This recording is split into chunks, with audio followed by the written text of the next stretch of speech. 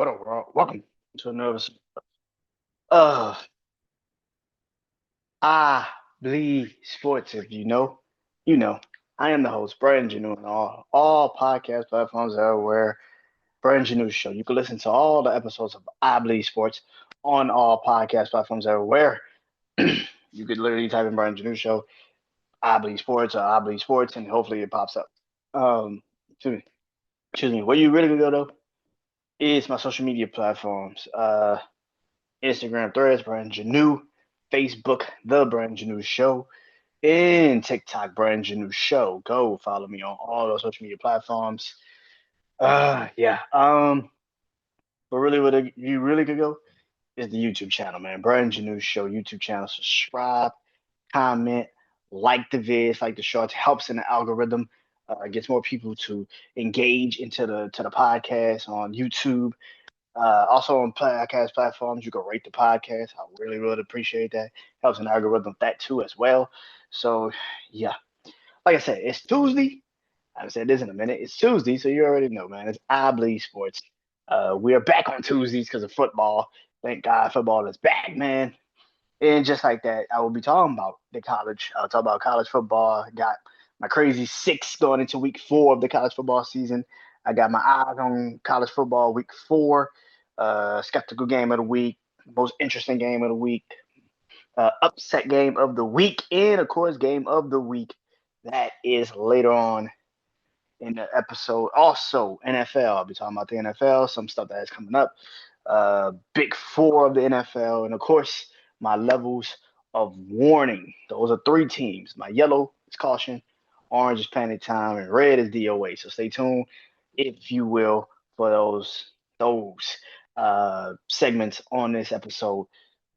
But let's start it off with this, man. Saturday, it was a big fight. We finally got it.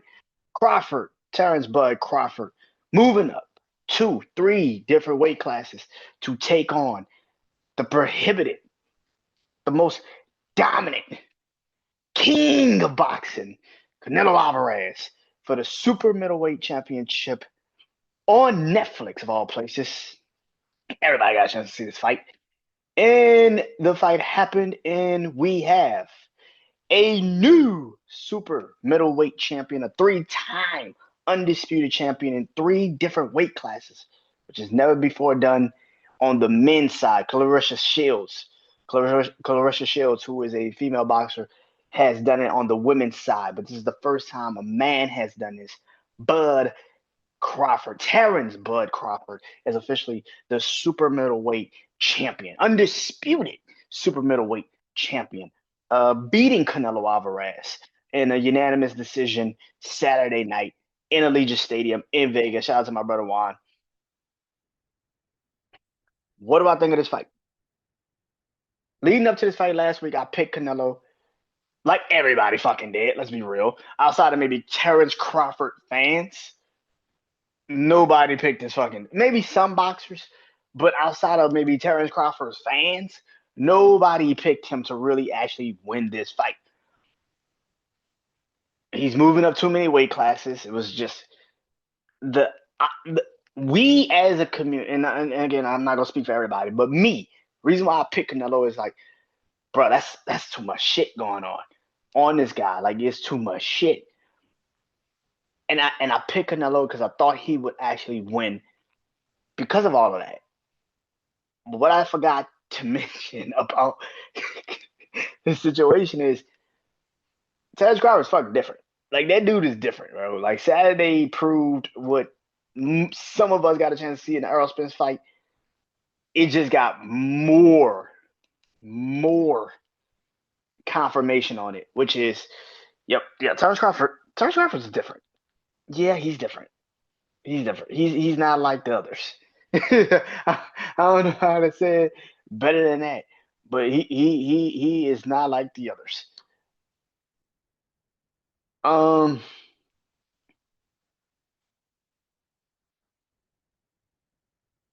I want to start with Canelo. I want to start with Canelo because there's not too much I can say about Bud. I'll start with Canelo. Um,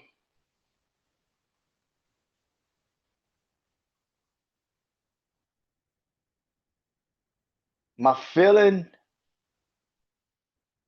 my feeling about Canelo.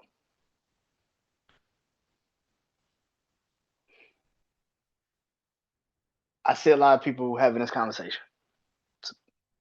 Is Canelo, a great fighter? Is Canelo, you know, a great fighter? Canelo's a great fighter. Canelo's this. Canelo's that. Canelo's this. Canelo's that. Here's where I feel about Canelo. Is Canelo a great fighter? For the time period that he is in, yes, he's a great fighter. But what we do not truly say about this time period of Canelo's greatness is that look at the time period he was in. In the era that he was in, yeah, he's a great boxer. And now I know a lot of people, Canelo fans, are gonna jump in the comments and say he's the greatest boxer. No, he's not. Stop it. You can say whatever you want to say. Yeah, you can give some of this to Floyd, but Canelo picked up the baton and carried it the rest of the time being, which is boxing when Canelo became the quote unquote face of it was in a very bad fucking state. Boxing as the combat sport, the combat sport of boxing wasn't prohibitively taken as the number one combat sport anymore. It was taken over by the UFC. And Canelo was the face of it. You can't give him all this praise about how great he is and what he's done for the sport of boxing, but negate the fact that he's also done some fuck shit. And also negate the fact that a lot of the fucking problems in boxing happened under his watch. Yeah, you can sit and say, but it was also Terrence Crawford. I mean, it was also Floyd Mayweather, 100%. But when Floyd retired, Canelo took the baton, and it didn't get better. Let's get real. Boxing was at such a bad place that they had to start putting boxing on TV again, like Fox and ESPN, and they had to put that shit back on TV because pay-per-view boxing wasn't working.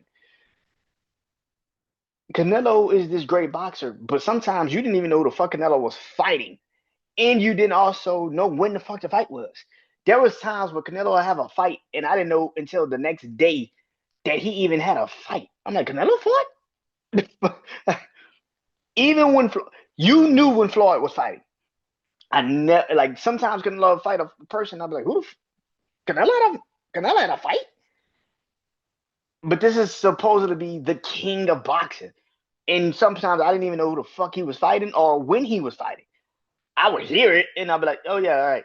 And then the next day it'd be like, oh yeah, Canelo had a fight. I'm like, Canelo had a fight? What the fuck are you talking about? I never looked at Canelo like he was the best boxer in the world. I never looked at him like that. I never even looked at him like he was one of the greatest boxers in the world. I think that because of the era that he was in, he gets way more credit than what the fuck he deserves. I think he gets way too much fucking credit than what the fuck he's actually done. How many prime boxers has Canelo actually physically fought? How many prime boxers have Canelo actually physically fought? See, that's another thing about this time period, right? You want to sit here and tell me about stats and numbers. Oh man, he fought multi, multi, champions. He beat so many champions. But look at where they were in their careers when he fought them. Miguel Cotto was damn near out the ring by the time he fought Miguel Cotto. Sugar Shane Mosley came back just to fight him, and then he retired. Like what the fuck are you talking about? Like, like he fought who else he fought? When he moved up to the middleweight division, he picked and chose who the fuck he wanted to fight. Kovalev was out of the business. He was retired for like a year and a half, and then he came back and fought him. Like Billy Joe Saunders was also damn near out the business by the time he got into the ring with Canelo. There are certain middleweights that I didn't even know the fuck he was fighting. I can literally Caleb Plant. That might have been the only one that prime wise, undefeated wise, yeah. But outside of all of these fighters that Canelo has actually fought in the last, I don't know, decade, how many of them have actually been in their prime when they fought him? Again, you're trying to use this metric of he fought champions and beat the champions. I don't give a fuck. There's a lot of people in boxing that won titles that they probably should never fucking won until they ran up against that actual fucking boxer. Canelo has 63 wins.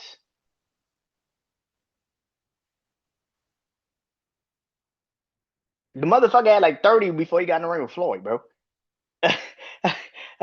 Well, like damn, like had like damn the 20 something wins before he even got in the ring with Floyd, bro. Like who the fuck remembers those fights?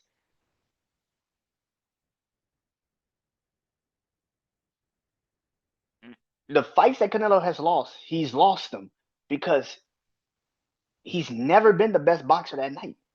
He went up against better boxers. Canelo is a fighter. Nothing wrong with being a fighter, but when you go up against a actual boxer, he can't fucking beat him. He can't beat him. I knew the fight was over by the third round. I knew the fight was over by the third round. I like once Crawford started tagging him and he started being frustrated. I saw that with Floyd. I saw that in Bivol. Shit, I even saw that a little bit in the Triple G the first Triple G fight. I saw that. I saw when he always does that shit. But let's not get you twisted. Like Canelo has never been a superior boxer. One, you can't throw a jab. That's like the most fundamental shit. I'm not even a boxer, and I know throwing the jab is the most fundamental shit. And it's the first thing they probably teach you in boxing is to throw a fucking jab. He can't even throw a jab to set up anything. So you can't throw a jab, and then you can't take a jab because every time he tries to throw a punch, he's got this big ass power shot, and he gets jabbed. Floyd did it to him. Bivol did it to him. Triple G did it to him. And Crawford did it to him. Every time he tried to load up, he got popped. Every time he tried to throw a big ass hit, punch, bow bow. Then he had to re-engage. He had to reset. That's been his whole shit. When you fighting people that falls into that with you, that gives you that power, that lets you land those punches, then yeah. But I never looked at Canelo like he was the best boxer ever. Like I never looked at him like that. Saturday proved one thing. When he's in the ring with better boxers, he gets his ass whooped. And and say what you want. It's not close. It's not even fucking close. Them scorecards are bullshit. That fight, if you watched it, you knew Crawford whooped his ass. It wasn't even close. It wasn't even fucking close. And then you got these Canelo fans that jumped out the window and being like, oh man, time for ran. No, you know who ran? William Skull. The same thing happened in that fight that if Saturday, if y'all say it happened that way, should have happened. And that is Canelo can't cut the fucking ring off. He used to be able to do it. He can't do it anymore. He can't cut the ring off.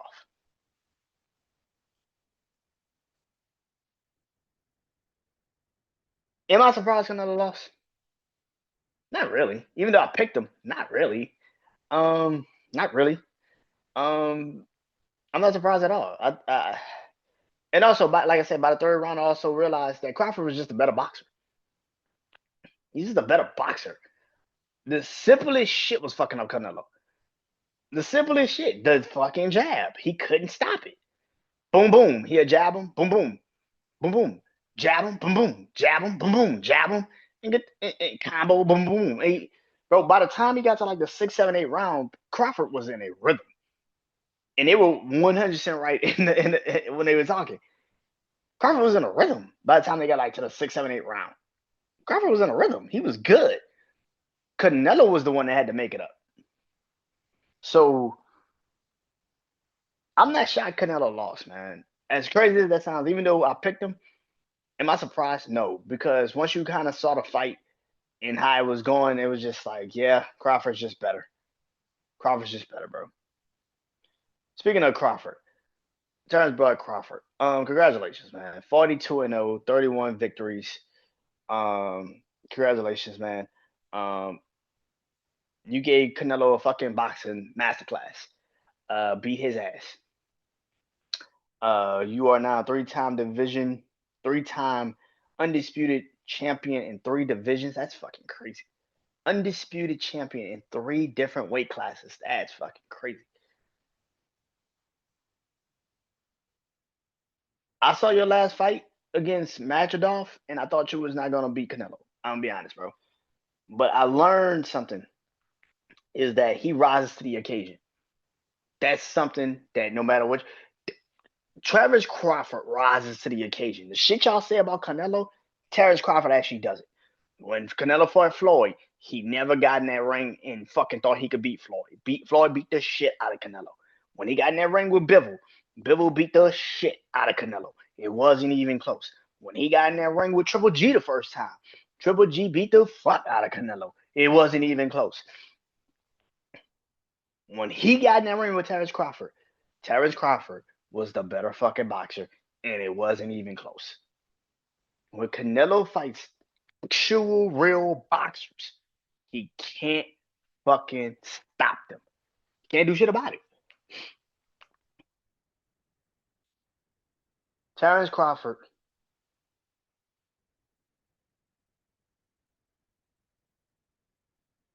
is the GOAT. He's the GOAT. He's one of the greatest to ever do it. You can't deny it.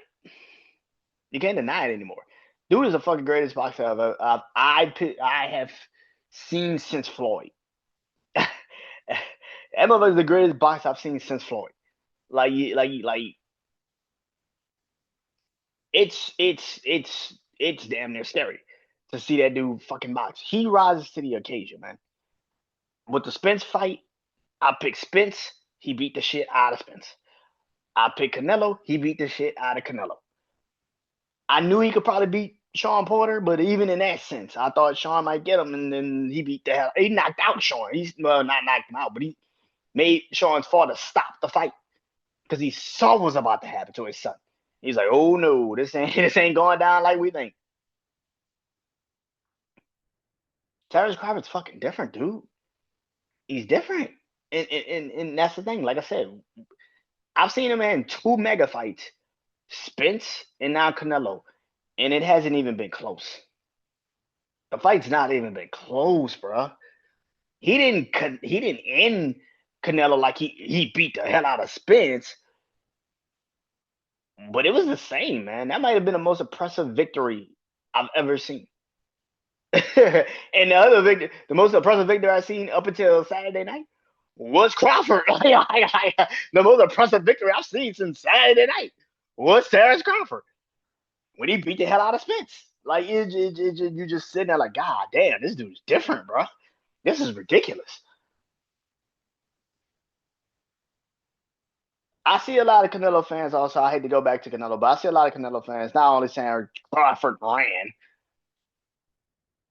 You realize this is the worst loss for Canelo ever? Yeah, I get it. Crawford's undefeated.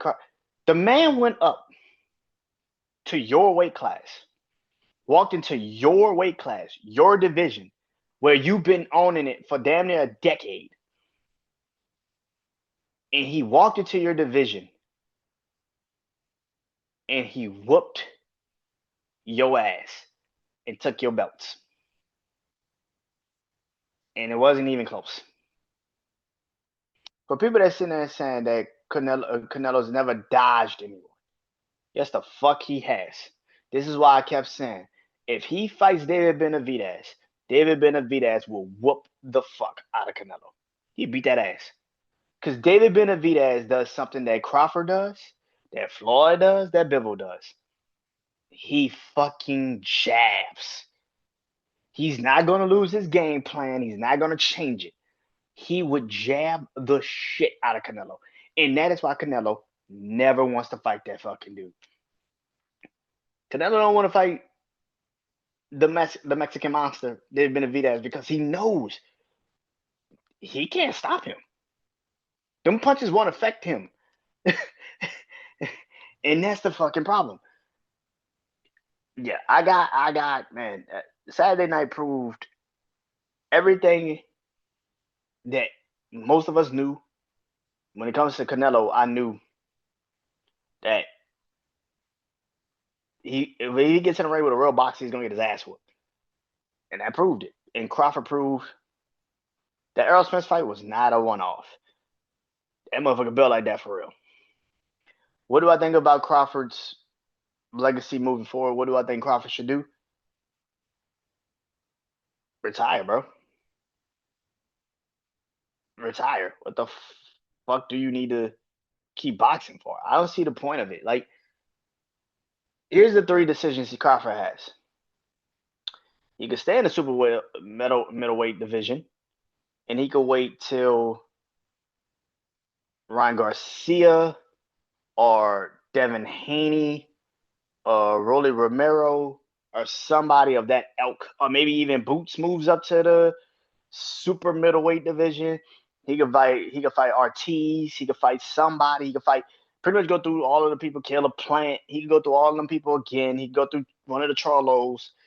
He could fight one of them easily and fight them for the super middleweight championship. He could have a rematch with Canelo. He could do it all. He could stay in the super middleweight division, fight all of the people that Canelo has already fought, and just do it that way. That's one option. Second option, you can move up. You move up to light heavyweight. Now, that's a little bit more taxing on your body.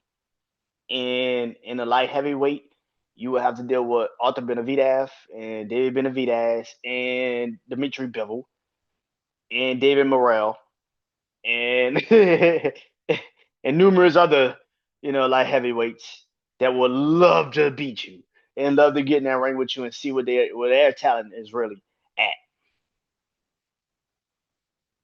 You can move to light heavyweight, try your luck there, and see what happens. Third option is retire. You proved everything. You ran the lightweight division, you ran the welterweight division, and you beat the prohibited best middleweight. What more can you do? I mean, that's literally. I mean, listen, bro, you got what, 7 kids, I think, bro. Like Crawford is a done man. Crawford done, bro. He could chill. He has secured his legacy. There's nothing that I would ever. There's not one fucking person that could sit here and try to tell me and convince me that if Canelo wants to rematch, but Crawford doesn't want to give it to him, that it's in Crawford's best interest to do that shit. Nigga, I already whooped you. What the fuck do I need to prove? This shit gonna get worse the next time. Like, I don't think people understand. Like, bro, Canelo couldn't stop him that time. All the shit y'all said Canelo could do to him, Crawford did it to him. You think it's gonna get better next time? You really believe that Canelo could beat Crawford next time? Man, that nigga might knock Canelo ass out, bro. Canelo might go down for the first time ever in his career. That motherfucker might get hurt, severely hurt, if he fought Crawford for real. Again? The second time? Because now Crawford knows how to beat you. He knows how to beat you. And on top of that, you don't know how to beat him. All this shit that people kept saying. He can't take a headshot from you because you're powerful. He can't take body shots from you because you're powerful. I can't tell Saturday because he was taking that shit and he was tagging your ass. So all this shit y'all was saying.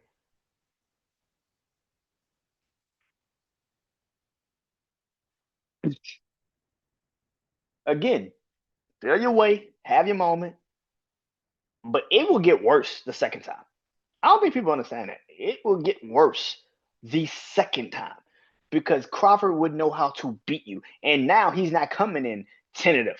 He's not coming in maybe kind of, sort of, maybe trying to feel you out. He knows how to beat you.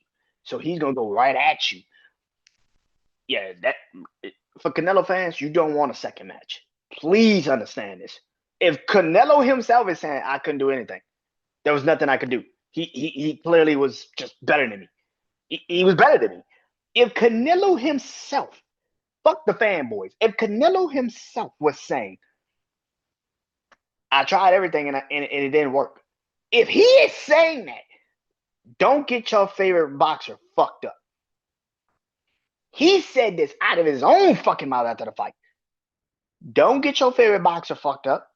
You want to see him get knocked the fuck out, clearly. Let that shit go. Let Canelo go figure out what he needs to do. Crawford might drop the belts and Canelo be super middleweight champion by a year and a half. Or maybe Canelo moves up. I don't fucking know. But Crawford himself, he can, like I said, you could stay in the middleweight division, fight everybody in the middleweight division, clear that division out too. You could go up to light heavyweight, wait for the winner of Bivol and David Benavidez, or you can fight Anthony Arthur Bivol, Arthur Benavidez. Why not? That'd be a great ass shit. I would not mind that. Or David Morrell. You can fight one of them. But yeah. Yeah, Crawford's got three options, man. He could stay in the middleweight, go up to light heavyweight, or retire. It's really up to him. Canelo, like I said, in a year and a half, depending on what Crawford wants to do, he'll be super middleweight champion again, and then everybody be back on saying he's the greatest boxer that's ever been and all that other bullshit. But like I said, Canelo was the greatest in a time period where you get to cherry pick your opponent. He got to cherry pick his opponent. This is the same man that literally sat there and said that he didn't want to fight David Benavidez because David Benavidez wasn't popular enough and the money wouldn't match up. No, nigga, you didn't want to fight him because you knew you get your ass whooped by him. That's why. Let's get real. You didn't want to fight. People forget he didn't want to fight Triple G first. He didn't want to fight Triple G until HBO threw him a bunch of fucking money. He didn't want to fight Terrence Crawford. He didn't want to fight Terrence Crawford at first. He was saying that shit you could pull up interviews of this motherfucker saying he did not want to fight Terrence Crawford because he thought Terrence Crawford was too small. He thought that he wouldn't get the credit for beating Terrence Crawford. And now you got your ass whipped by him. And now it's like, yeah, I don't know, man. Like I said, Canelo's legacy to y'all is cemented. But to me, Saturday night meant more to Crawford, definitely. But Canelo himself, it just proved what I already knew, which is he can't fight. He can't outbox. He can't out. Canelo plays off of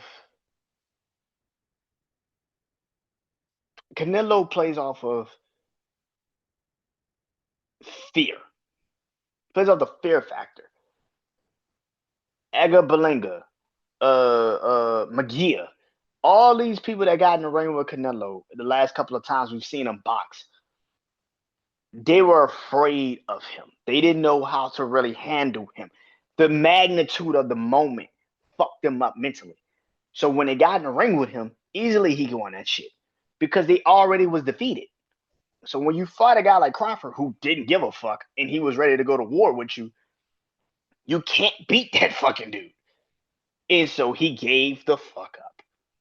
He tapped out. He knew he couldn't beat him. Bro, by the third round, like I said, I saw the fight. But by the 7th, 8th, 9th, 10th round, Canelo knew it was over. He couldn't do shit. He knew it. This is Canelo when I've seen every fight that Canelo's had and he's lost every time he's done this. When he couldn't beat you, he starts to pace. He starts to walk away from you and start being like, damn, I can't get this fucking dude. What the fuck is going on? He does that every fucking time he's getting his ass whooped. Every time. Go look at the Bivol fight. Go look at the Floyd fight. Go look at the fucking Crawford fight. Triple G. Go look at every fucking fight. He's getting his ass whooped. He starts to fucking walk away. I think Canelo, to y'all, is a great. But to me, Saturday proved what I already knew. When you cherry pick your fights, it's very easy to be a great. The moment you actually start to fight real boxers, you get your ass whooped. And you can say whatever the fuck you want to say about Floyd. But Floyd is undefeated and he beat everybody he ever fought. That's Manny. That's Carmelo. That's Miguel Cotto. That's Sugar Shane Mosley. That's that's Oscar De La Hoya. That's Antonio Gotti. That's all of them. Fucking Sam Judah. Now that's the first Sam Judah fight was a little shaky, but he got it done. Marcus Madonna. That first Marcus Madonna fight was a little shaky, but he got it done. Once he beat you, he moved on.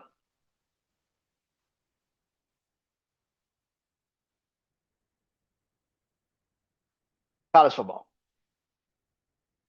Listen, I said this last week, and Saturday proved me even more right. There is no number one quarterback coming into this draft this upcoming year. Every year there's a quarterback that you want to sit here and say, now this year, this past off season, a lot of people's like, oh man, this upcoming draft is gonna be crazy. All these quarterbacks. And every single one of these quarterbacks that y'all said will be great has shit the bed the moment they have stepped on the football field. Every single one. Garrett Nussmeier, not saying Garrett Nussmeier got an injury. Okay.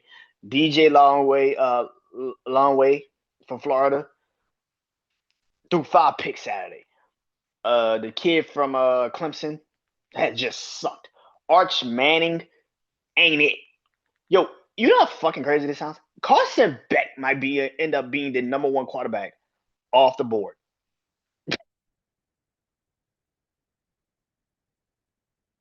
Carson Beck, who, if he was in this year's draft, would probably be the last quarterback probably taken in the draft this past year. Carson Beck might be the number one quarterback off the board. Miami might have back-to-back number one quarterbacks taken in the draft. That's fucking crazy. That's fucking crazy. Carson Beck might be the number one quarterback taken off the board. Carson Beck is the only one that has looked actually good. That's it. That's the only quarterback. Every quarterback since Florida, LSU, all of them have sucked. Severe. And now you got Sellers from South Carolina who's hurt. So we shall see how that plays out. But yeah, man. Listen, man, I don't want to continuously talk about this kid because I don't give a fuck. I don't care. Arch Manning. Listen, man. Am I shocked that Arch is this bad? Not really. Not really. Um, I think the hype, yes, the hype got to him. I think the preseason expectations got to him. I think it is a mental thing with him right now, but I also believe that there's no way in hell if you're supposed to be the best quarterback that you sat behind another quarterback that really wasn't that fucking good last year and you still lost the job. Like you didn't take the job from that person. A quarterback, mind you, that got drafted in the 7th fucking round of this year's NFL draft to the Miami Dolphins.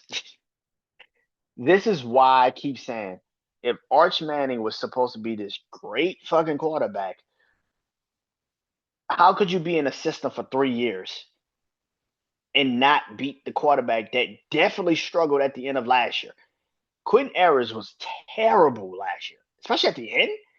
Quentin Ayers sucked at the end of last year, and you still couldn't take the job from him. Let's stop pretending like it's the receivers or, I mean, I'm not going to say that and like Steve Sarkisian just isn't probably that guy too, but let's not pretend like Arch Manning got a lot of hype because of his last fucking name. For 3 years, y'all have sat here and waited for this kid, and he has shown y'all you waited for nothing.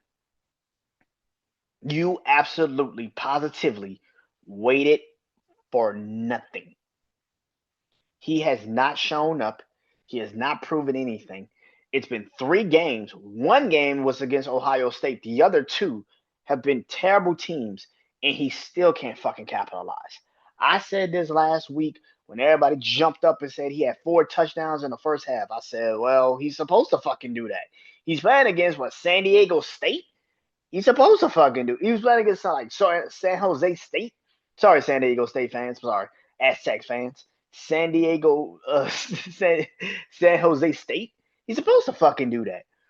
And then you turn around this week and you barely, and I mean barely, could complete a pass against UTEP.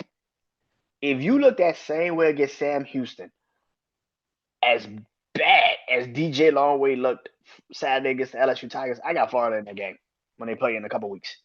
I'm gonna have Florida. I gotta go with Florida because there's no way in hell that you on the road can't even get it done. Excuse me. That's 2 games on the road that you've been on and you just can't get it done. That's a mental, but it's also just he just isn't that guy. And we can move on now. We can severely move on now, man. Speaking of moving on, my crazy 6. A lot of craziness has happened in the college football season so far. A couple losses, a couple people have lost. Some of these teams just have not performed up to fucking standards. But I digress. I have 6 teams. Now, of course, college football does their thing. Mine is completely different than college football. Their metric is something. My metric is a completely different thing. So do not come in here and telling me it should be Penn State. It should be Georgia. Shut the fuck up. Shut up. It should be who the fuck I said it is because it's my fucking list.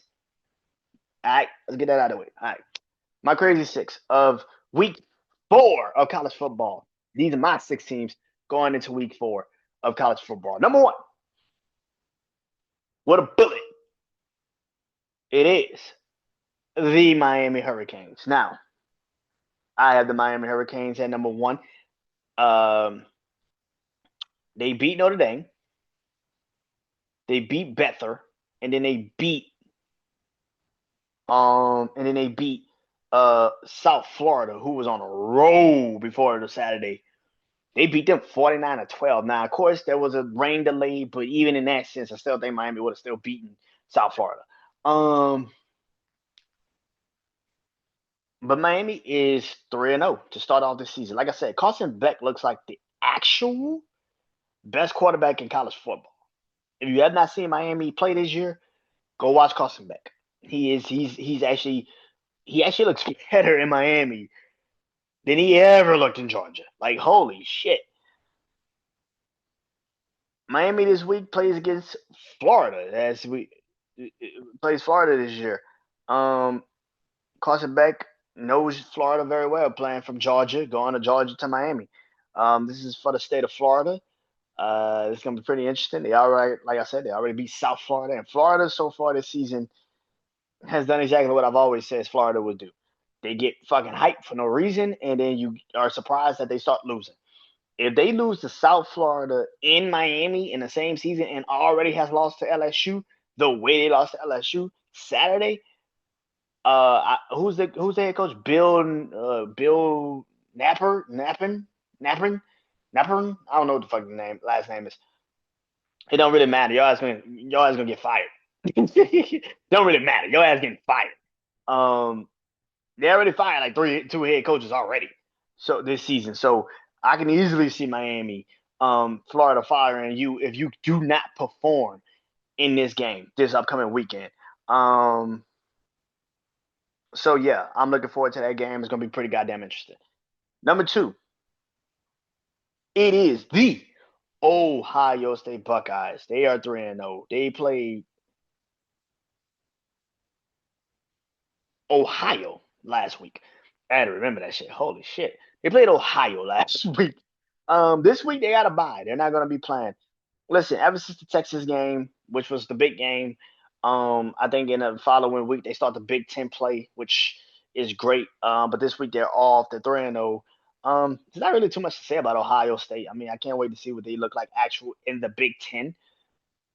Because outside of the Grambling game, the Ohio game, it took them a minute to kind of get their shit going early in that game. But they eventually caught the rhythm and won. But it's still like I don't know about this. So yeah, Number 3, it is my LSU Tigers. I got them at they are 3-0. I had them third. The actual polls have them third, which is kind of funny. Um, they play Southeastern Louisiana this upcoming Saturday. Now, for those that listen to my Bleed Purple and Gold podcast, I will not be covering that game. I will be covering the week after next when they play against Ole Miss. I got something else I have to do, which is Wrestling Life, which I will be doing that episode after I finish this recording. But LSU is 3-0. They beat Florida. But like I said on my podcast Saturday, and I've said in comments that people have put me in on TikTok when I posted that video, there's no way in hell you have 5 interceptions and you score 20 points. You have 5 interceptions and you score 20 points. Like I said, the Clemson game was a complete and utter anomaly for the running game because the running game is right back to doing what the fuck it was always doing. Last year, it was the same, and this year is the same, which is that it's no running game at all. We have no running game. We have no running game at all. And you have 2 running backs that can easily go, and you got Thomas.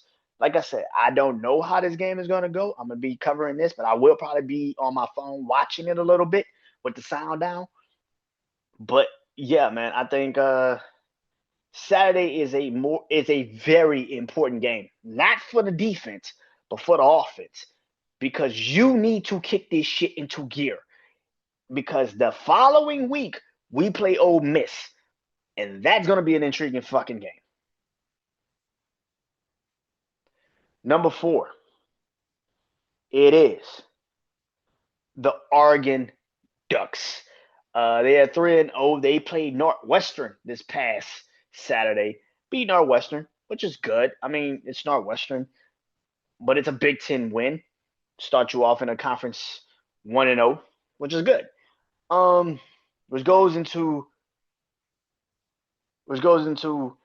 this upcoming week. They will be playing Oregon State, which is, of course, the Oregon State Civil War game. You know, they kept them on a schedule after they moved from the Pac-12. I'm looking forward to seeing this game. Now, I think Oregon's going to beat the shit out of them. I think Oregon's going to beat the shit out of them. But this also sets up the following week, which is going to be Penn State and Oregon. Now, that's going to be a fucking game. Now, that's going to be intriguing because I've been very vocal about how I feel about Penn State in big games. They suck. They don't win them. And I'm tired of people trying to sit up there and trying to tell me, but Penn State can do. Get the fuck out of here. Penn State can't do nothing. I am looking forward to that game. I'll talk about that game next week. But yeah.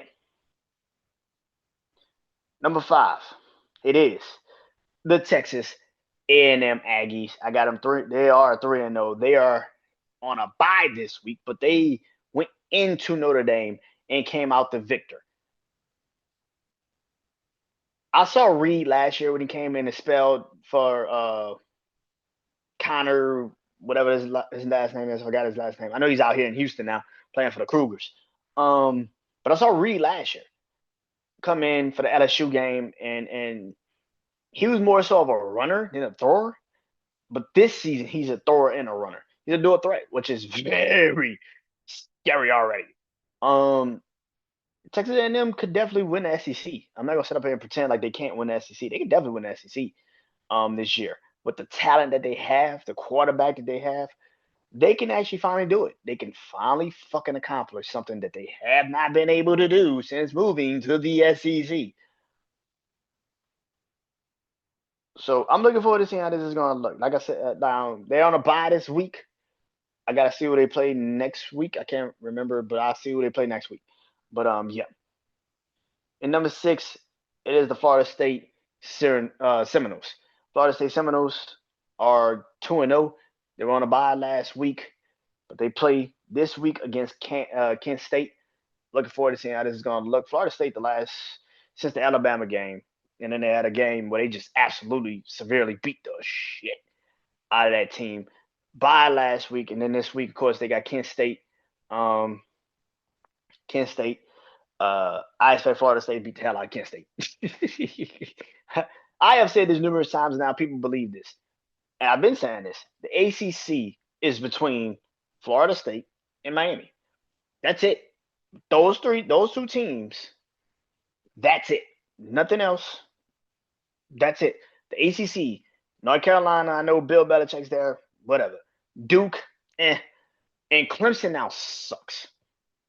We can finally put that shit to bed. Clemson is done. The ACC is between Florida State and Miami. That's it. Eyes on college football. Week 4. Skeptical game of the week. My most interesting game of the week. My upset game of the week. Then, of course, game of the week. Let's get into it. My skeptical game of the week is Michigan versus Nebraska. Oh. Bryce Underwood again is on the road to play this season. This is the first time in Big Ten action on the road. Now, a couple weeks ago, he was at Oklahoma.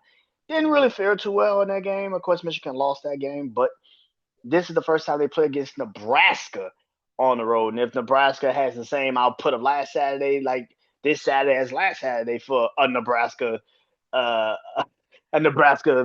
citizen and Terrence Bud Crawford that I just talked about, then clearly Nebraska is going to probably have a fight here. This is going to be an intriguing fucking game. Of course, Michigan does not have their head coach. So this is going to be a pretty interesting game to have a freshman, true freshman, second time on the road, but the first time in Big Ten action on the road. This is going to be interesting. And on top of that, Nebraska's undefeated, by the way. So this is going to be a pretty interesting fucking game. I'm looking forward to seeing how this game is going to look. I don't know who wins. I'm going to be honest. I usually would probably say who wins. I do not know who wins. I think it's going to be too much, man. This is the game where Bryce Underwood can show that he can handle a situation like this. I thought it'd be the Oklahoma game, but this is going to be more of an intriguing game to see how he handles the Big Ten. Like I said, I got to look at Michigan's schedule. I don't know how many road games he really has this season. I know Ohio State comes to them at the end of the year. So I don't know how many more road games he's going to have, but this is going to be a pretty intriguing fucking game.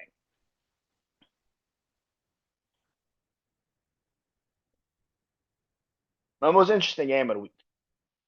It is Tulane versus Ole Miss. Ole Miss versus Tulane.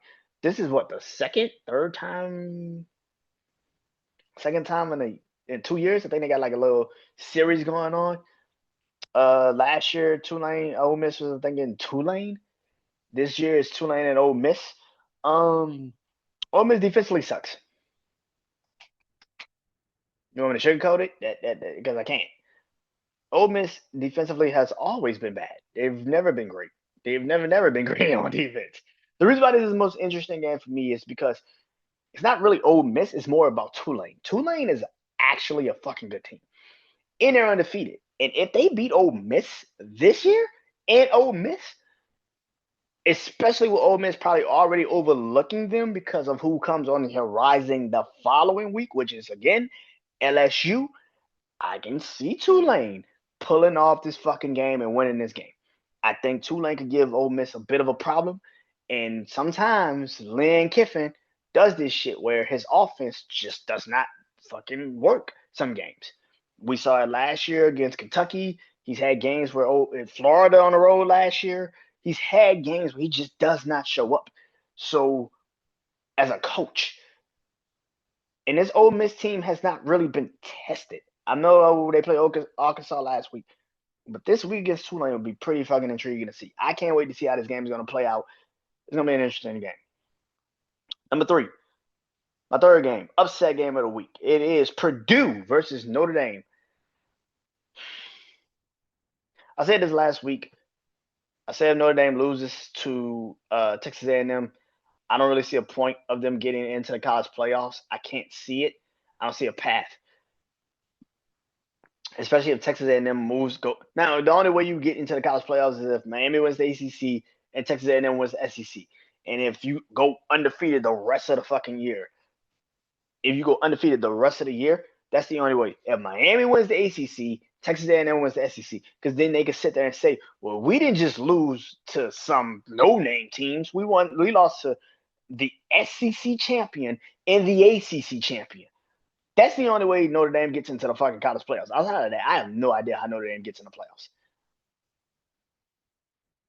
Also, what saves them is the fact that their combined losses has been 4 points.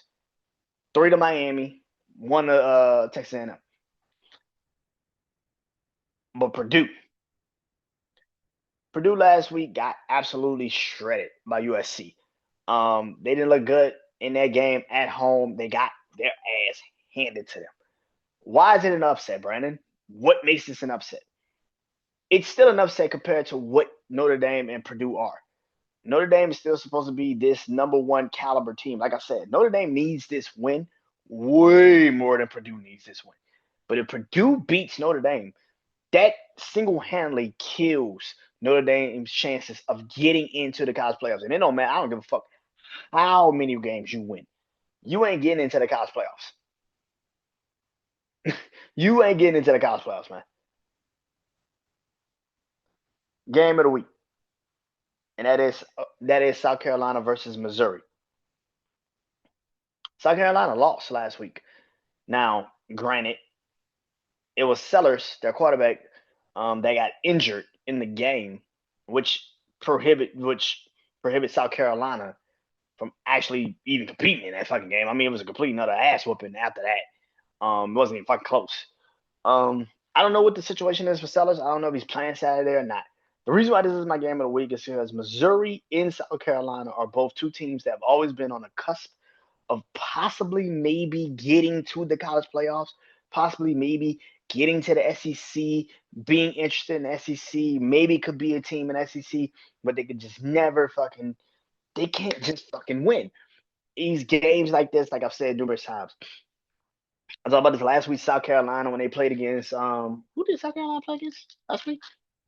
Vanderbilt. Yeah, Vanderbilt. So when South Carolina played Vanderbilt last week, and I said this, I said, it felt like the same game. It's the same game this week for South Carolina and Missouri. You have to win this game because it makes up ground. You got Georgia, you got Texas, you got Tennessee, Alabama now, LSU. Like Vanderbilt is 3-0. People forget like Vanderbilt's not 3-0. This is an intriguing fucking game, and they need to win it. Both of them do.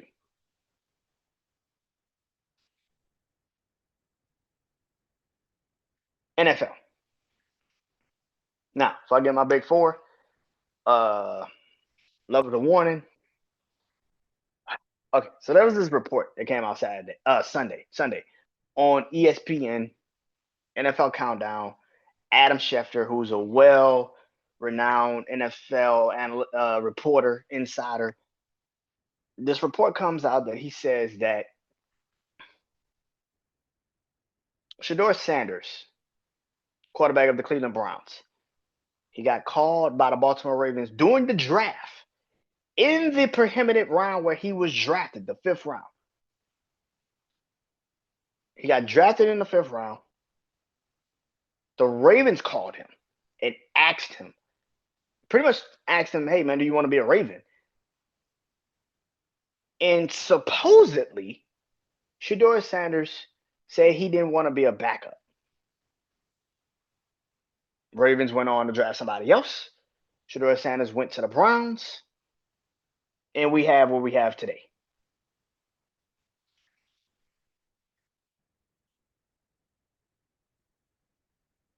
What do I feel about that? What do I think about that, right?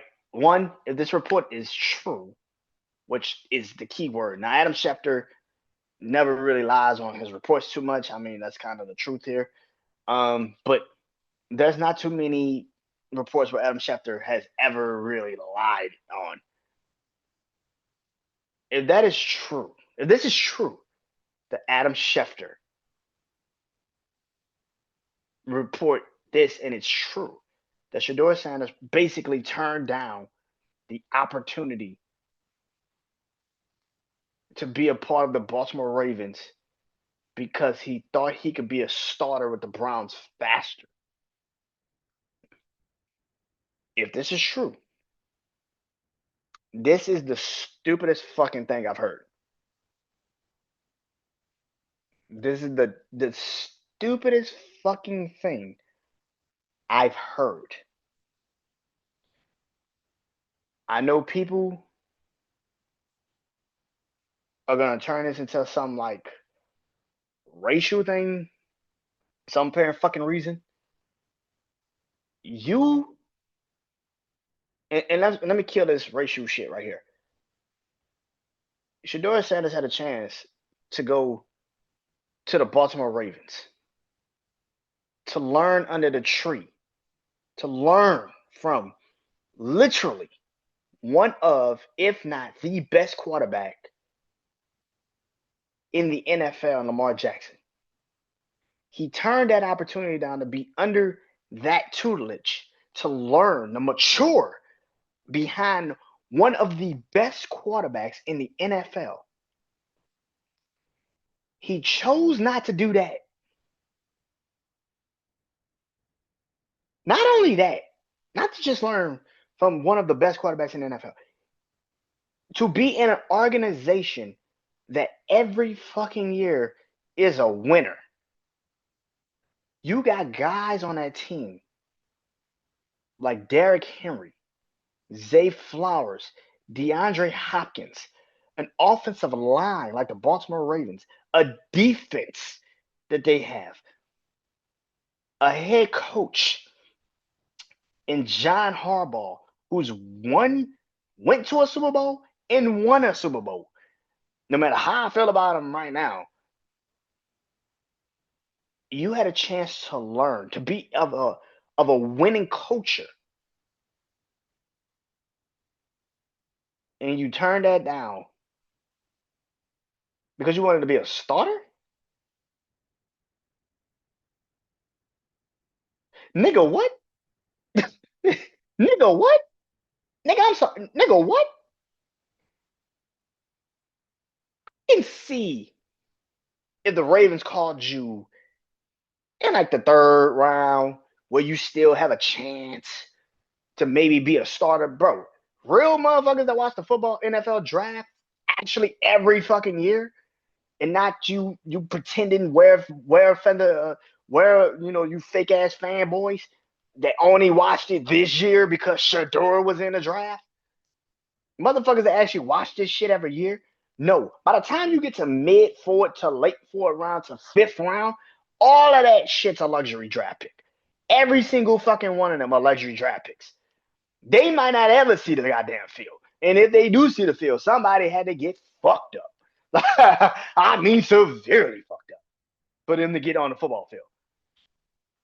And you sat there and said, nah, it ain't for me, bro. I can't do that. I can't sit behind Lamar Jackson because I might never see the field. I just told you how bad this quarterback draft looks already. It's week 4. You only got like, what, 12, 13 weeks in college. That's not that many weeks in college. None of these quarterbacks are showing that they are the guy. Outside of maybe Carson Beck, that's about fucking it. If you would have went to the Baltimore Ravens to learn under Lamar Jackson, to mature as a quarterback, to mature as an NFL player, you realize your fucking stock would be through the fucking roof right now? There wouldn't be any reports of you being on a scout team, but they don't want to use you for the scout team. The pressure of the Shador Sanders name would not be so heavy on you. Bro, you could have been the second fucking quarterback in this upcoming draft that got traded and put on a team. You know how many teams probably would need a quarterback at the end of this year? And you could have ended up being that quarterback. But you chose no. You chose to say no because you wanted to be a starter right away. On a team, by the way, that fucking sucks. And let me explain something to y'all that don't understand also. For people that don't understand this and people that are very stupid. Because he goes to the Browns, doesn't make him a better option. His stock actually fucking falls even more because he's on the Browns. Because they suck. Because they fucking suck so bad.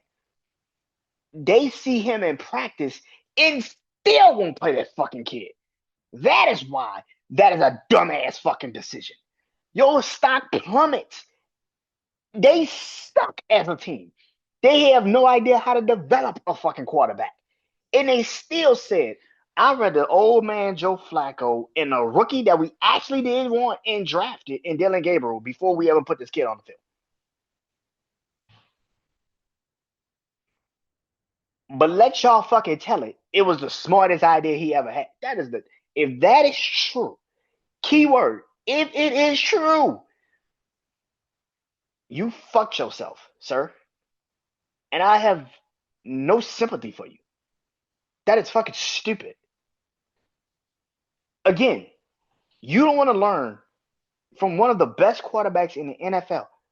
And let's also put this to bed.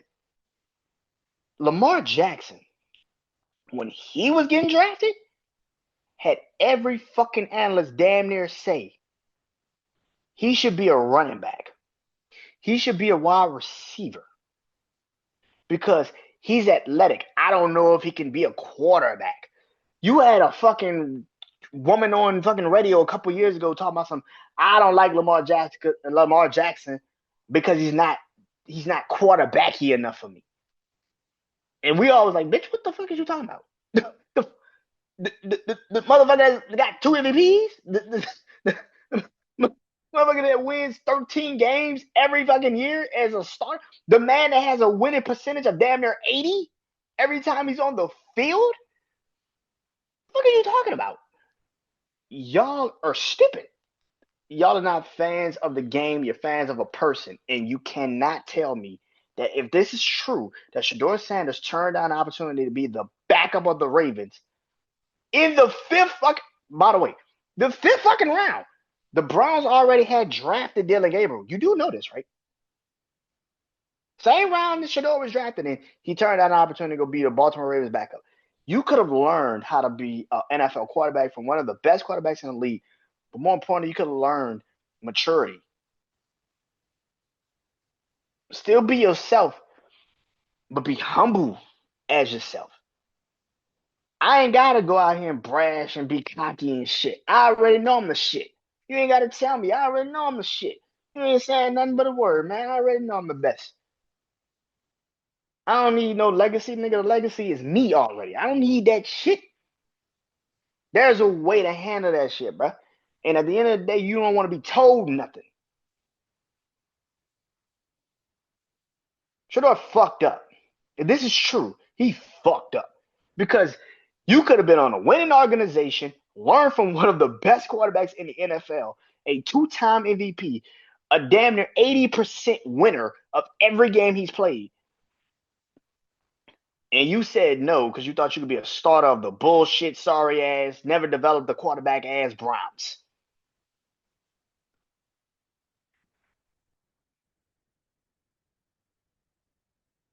I know some dumbass is gonna get my comments and try to make it seem like he made the right decision. No, the fuck he didn't. You stupid motherfucker. No, he did not. He is a dumbass if he did that. It is the fifth fucking round, bro. You're not gonna be a starter. Who the fuck is taking you at that point at that time in the draft and thinking you're gonna be the starter of their team? They've already chosen the starters. They've already drafted the quarterbacks. They don't need anyone. What the fuck are you talking about? Yeah, I if y'all really believe that was a good idea, y'all are telling me and showing me right then and there that y'all are not fucking fans of football. You're fans of a person. You want this kid to fail more than you think all of us do. That's the fucking problem. You want short-term success over long-term failure. And that's what the fuck is going to happen to this kid if he ever started right the fuck now for the Browns. That team sucks.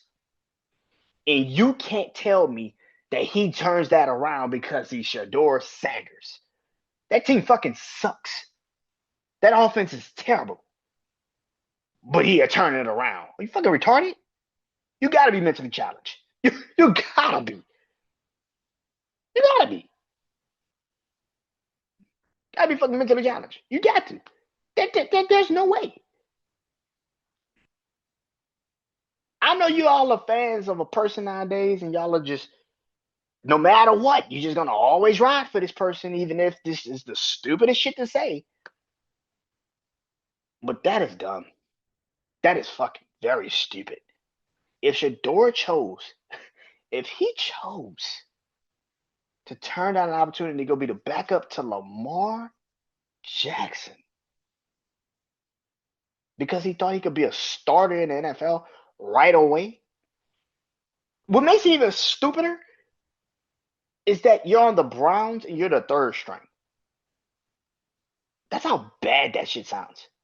You could have at least been a second string on the Baltimore Ravens, learn on Lamar Jackson, and not be a healthy scratch every fucking week. Or at least the emergency third quarterback. Like, what the fuck are y'all? Fucking fans, man. You new fucking fanboys, man. Y'all fucking fanboys are fucking crazy, man. Fucking cult like following ass people, bro. Y'all fucking retarded. Y'all are fucking retarded. Like God Almighty, y'all are mentally fucking challenged. There's no way in hell you tell me in the fifth round, hey man, we want you to be the backup to Lamar Jackson. Where the fuck do I sign? Let's do this. Let's do this. What the fuck do I sign? The best quarterback in the NFL? The at least top three best quarterback in the NFL. That dude, the dude that wins every fucking year, the guy that won the Heisman in college, the guy they told him that he, as an athletic quarterback, will never be the best quarterback in the world, and yet somehow, some way, he maneuvered and became one of the best quarterbacks in the world. But you don't want to go learn from him because you want to be a quarterback of a dysfunctional ass franchise. And you think you can turn it around with no offensive line, no receivers, no running back. And your head coach and GM is probably getting fired by the end of the year. Which means you're going to be out on your ass because whoever they hire didn't draft you, probably didn't want you, and never was going to take you. So now you're in more of a fucking dilemma. But people don't fucking think. They think they know it all. They know it all, Brandon. Why the fuck are you trying to explain actual football to a coach? Why are you trying to explain actual football to an actual coach? The coach of Shedeur Sanders. These motherfuckers don't listen. They think everybody's against them. That's just plain old fucking stupid. If it's true, that is the dumbest fucking thing I've heard all fucking year in the NFL season. That's fucking stupid. That's fucking stupid. If that is true, that's fucking stupid. I'm sorry, man. That report is true. That's fucking stupid. Like, oh my god, that's fucking stupid.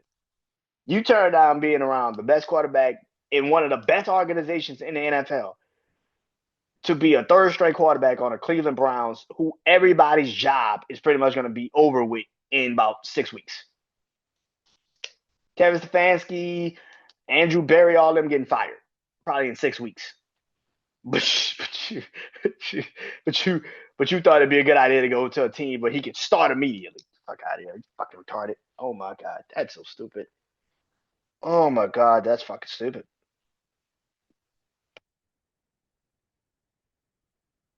That's fucking stupid. I feel like y'all want this kid to fail. Y'all want this kid to fail. I can't even lie anymore. I think y'all want him to fail. It's funny how y'all think it's people like me that want him to fail. I don't want Shador to fail. I want him to go to the best situation he could possibly go to. If you sitting there trying to tell me the Browns is the best situation he possibly could go to, that is fucking stupid. You could have went to the Ravens, learned under Lamar Jackson for at least a year and a half. Somebody was gonna definitely trade for you because you are Shador, and they're gonna feel like you've been under the best learning that you could have been in. And Lamar was definitely going to teach you how to handle the NFL. And instead, you're gonna sit there and say, "We want you. You just hating on him." No, I'm not hating on him. I'm telling y'all the fucking truth. The fact is, bro, he should have went to the Baltimore Ravens. He should have sat for a year, or at least a year and a half, because look at college football. Look at these quarterbacks that supposedly were supposed to be the best quarterbacks coming into this year, and they all suck. They're not good. They aren't developing. They're throwing picks every fucking week. They're doing stupid shit. Like I said, I was after Carson Beck. I wouldn't draft a goddamn quarterback in the first round. And if you asked me that last year, I damn sure wasn't drafting Carson Beck in the first fucking round. Carson Beck's the only quarterback I would draft in the first fucking round. That's it. After that, I'm not drafting nobody. He could have been a second quarterback easily. Easily. They would have, bro. You telling me Pittsburgh, if they suck this year, wouldn't take Shador Sanders next year? Of course they would. But his stock plummets because as Brett, because because of how bad the Browns are, they still choose not to play you. They know all this shit about you. They watch you every day in practice, bro, and they still rather not play you. Where the fuck does that make his stock great? Y'all think that's good? That's a fucking problem. They see you every day in practice and still choose not to play you, even though they know it couldn't hurt them. Maybe they could flip you next year, and they still are like, nope. Now you can sit there and say that's because the NFL's got conspiracies and all that other shit. Whatever, nigga. Whatever. Whatever, nigga. Whatever, bro. Big four of the NFL. These are my four teams. I don't do six. I don't do 10. I do four. That's it. Kicking off the list. Number one, they move up one. They were at two for the last 2 weeks, but they're officially the number one team. That is the Green Bay Packers. They are 2-0. Uh, yeah, Green Bay is different. That defense is for real, bro. That defense is fucking for real, bro. Listen, man, that defense is for real. There's no way in hell I watched the Green Bay Packers defense against the Detroit Lions in week one, and Detroit came out and put 52 on that ass against the Bears.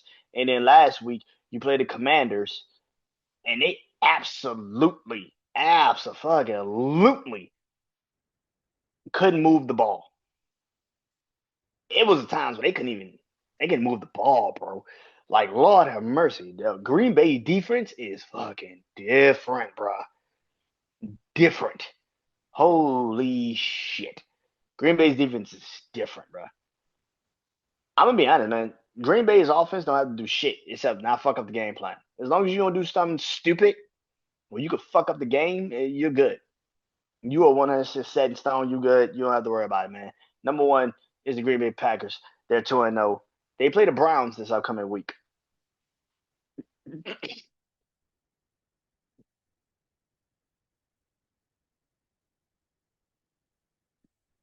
Oh my God.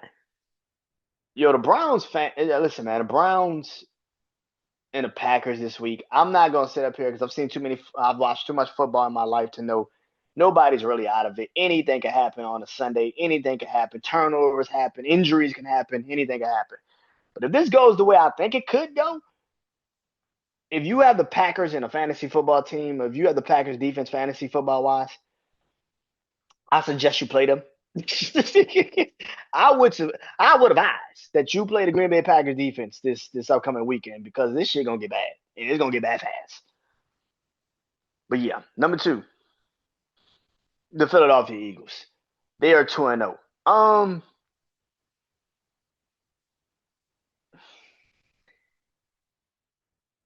listen, Same thing that happened last year is the same that's going on right now.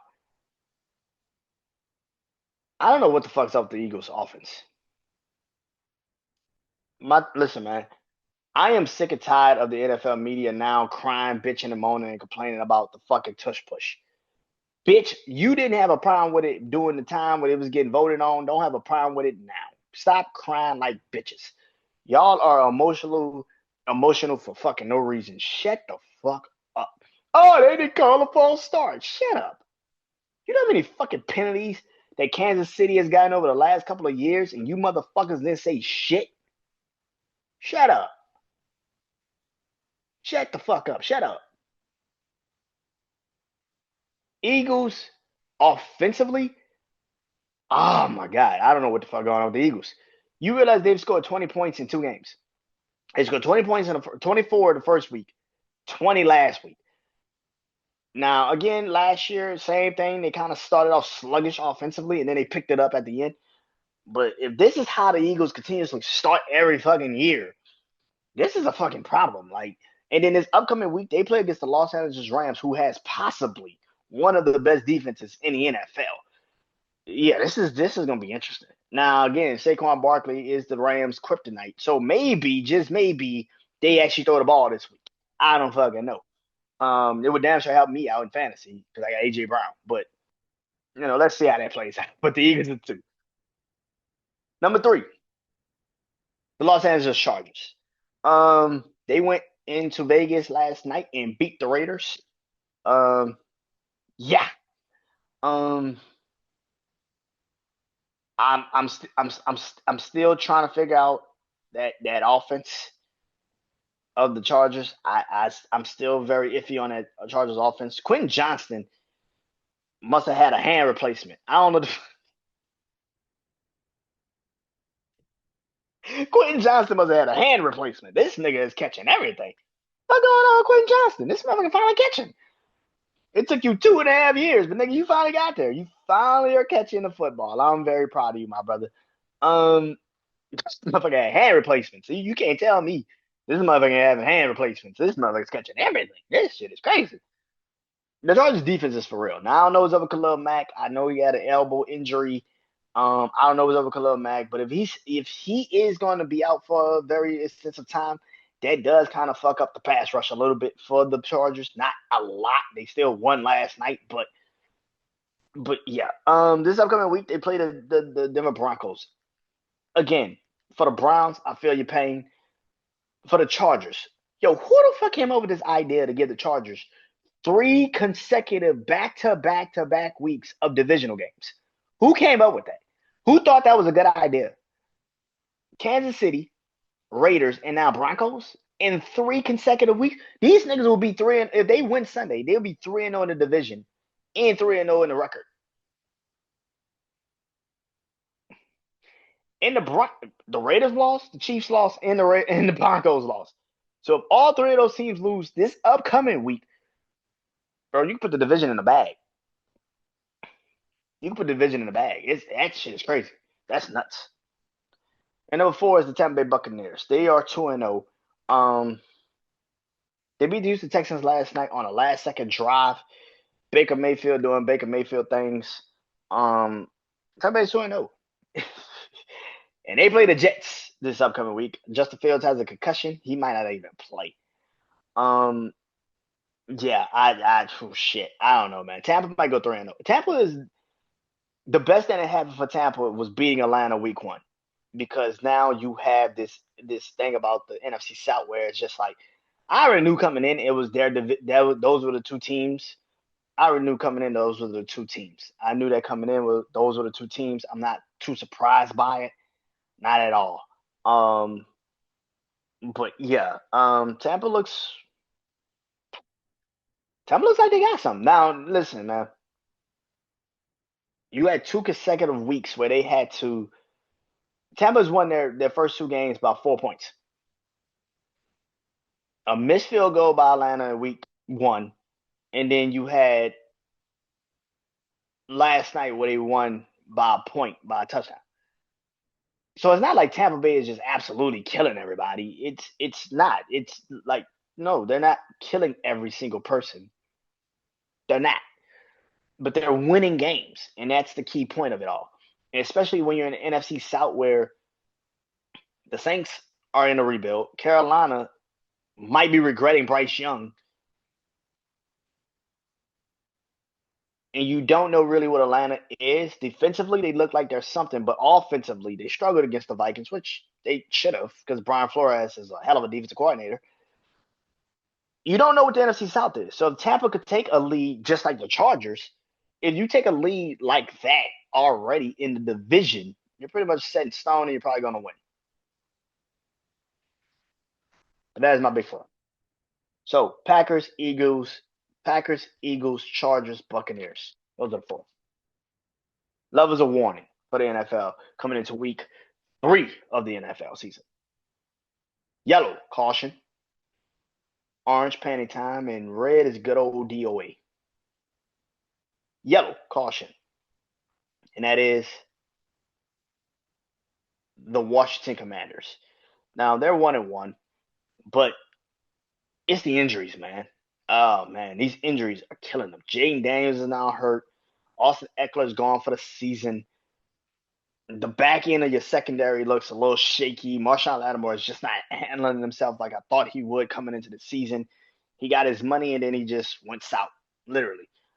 Um, it just isn't gelling right now, man. I don't know what it is. The Commanders, even in week 1, yeah, they beat the Giants, but it wasn't like a dominant game. I mean, and now you got Jaden Daniels with an injury. Like this upcoming week is going to be a pretty interesting week. Marcus Mariota might have to play. He's playing against the Raiders. It's gonna be a pretty interesting game, man. I'm very concerned about the Commanders right now. I had the Commanders get into the playoffs. I had the Commanders being a very dominant team, but this is fucking bad. It's fucking bad. Orange, orange panic time. That is the Houston Texans. They are now officially 0-2. Listen, you're in the AFC South. That's just like being in the NFC South. Anyone can win that fucking division. The team that is leading the division is the Colts. so with Daniel fucking Jones. But the Texans have always had this problem, and I've said this numerous times. I've said this to my brother Juan. I've said this on this show. I've said it everywhere. The only thing that's changed on that offensive line of the Houston Texans is the back of the names on the jerseys. That's it. Nothing more, nothing less. There's not one fucking time you can sit there and tell me that this makes sense. The Texans can't even run the fucking football. The offensive line sucks. I joked about this last year, but it feels like this.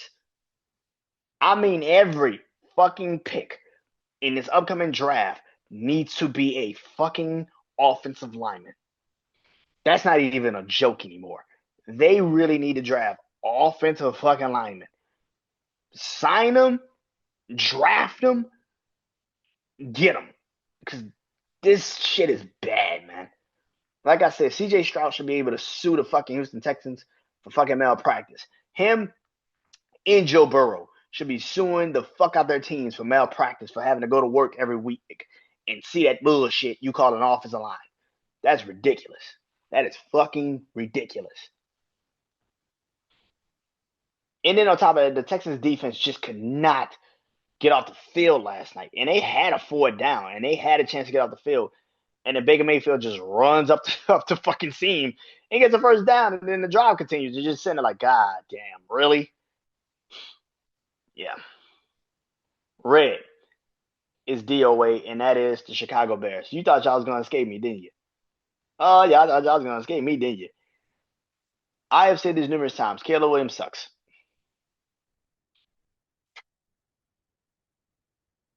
Do you need me to elaborate? Because I can elaborate. I never saw Caleb Williams as this guy. Never, ever, ever, ever, ever. Never saw Caleb Williams as this guy. Never saw Caleb Williams as this game-changing quarterback, even in college. I never saw it. Now you've lost defensive players. You got blown out 52-21.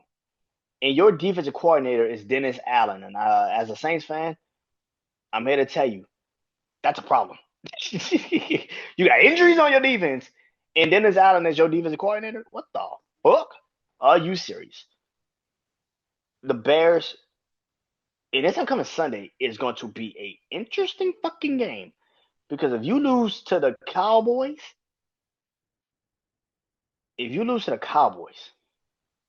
after the Cowboys gave up 37 fucking points to the New York Giants, and you lose to the Cowboys with better fucking weapons,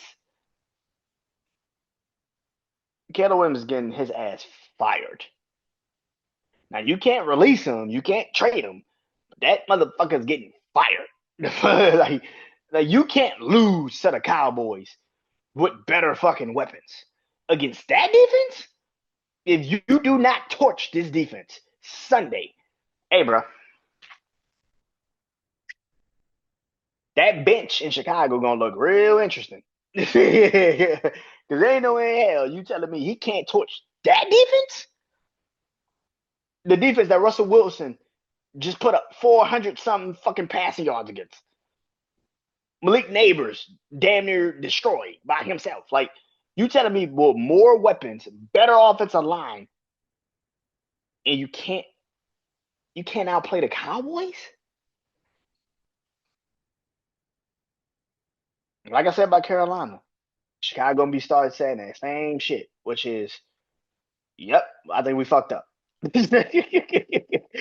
Chicago will be saying that same shit. Yep, we fucked up. We picked the wrong goddamn quarterback. Lord have mercy. Yep. But that is it. That is it.